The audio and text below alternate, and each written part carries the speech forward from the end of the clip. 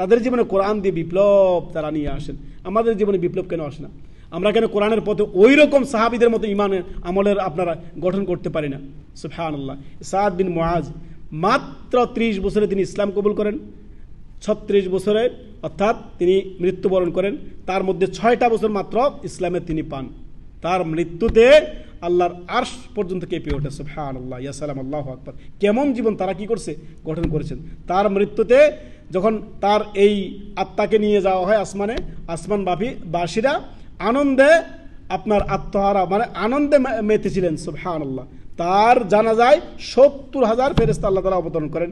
তিনিই ছিলেন আমাদের তারকা, তিনি ছিলেন আমাদের আইডল, রোল মডেল। এরা হবে আমাদের আইডল। এই নায়ক নায়িকা, গায়ক গায়িকা, এই সমস্ত ফাসেকরা আমাদের কি হবে না, আইডল হবে না। মুসলিম যুবকরা এখন তারা সাদ বিন মুআজ কে ছিল জানে না, ওমর ইবনে খাত্তাব কে ছিল জানে না, আবু বকর সিদ্দিক রাদিয়াল্লাহু তাআলা কে ছিল জানে না, খালিদ বিন ওয়ালিদ কে ছিল জানে না। সুবহানাল্লাহ। এরা ছিল স্বর্ণযুগের, এরা হচ্ছে আমাদের আউয়াল আকবারুল সালাফ। নবী সাল্লাল্লাহু আলাইহি সাল্লামের সবচেয়ে আদর্শ, আমাদের সবচেয়ে উত্তম আদর্শ হচ্ছে আমাদের সাহাবীগণ। সুবহানাল্লাহ। কেমন জীবন গঠন করেছে চিন্তা করেন। তার মৃত্যুতে আরশ পর্যন্ত কেঁপে ওঠে। আল্লাহু আকবার। কি পরিমাণ ইমানের কোয়ালিটি হলে এমন হয়। সুবহানাল্লাহ। তার মৃত্যুতে আসমানীরা আনন্দে মেতে ওঠেন। সুবহানাল্লাহ।